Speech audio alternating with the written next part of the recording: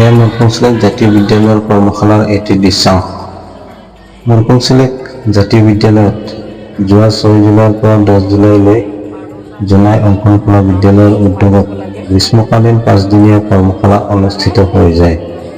উক্ত কৰ্মশালাত জোনাই অংকন কলা বিদ্যালয়ৰ প্ৰশিক্ষক শ্ৰদ্ধাৰ শ্ৰীমতী জিনু চুতীয়া বৰুৱা বাইদেউ আৰু চিমেচাপৰি ফাইন আৰ্ট কলেজৰ অধ্যক্ষ মহোদয় শ্ৰী ভদ্ৰেশ্বৰ বৰুৱা ছাৰৰ নেতৃত্বত অনুষ্ঠিত কৰে।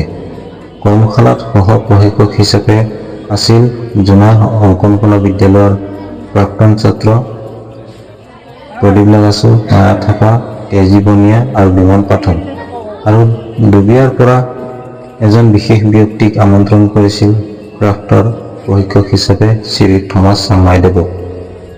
কৰ্মশালাৰ অন্তিম দিনা ছাত্ৰ ছাত্ৰীসকলে কৰ্মশালাত প্ৰস্তুত কৰা সামগ্ৰীসকলৰ দ্বাৰা প্ৰদৰ্শনী অনুষ্ঠান আৰু শিক্ষক অভিভাৱক আৰু ছাত্ৰ ছাত্ৰীসকলৰ সজাগতা সম্পৰ্কে এখনি সভা আহ্বান কৰা হয়।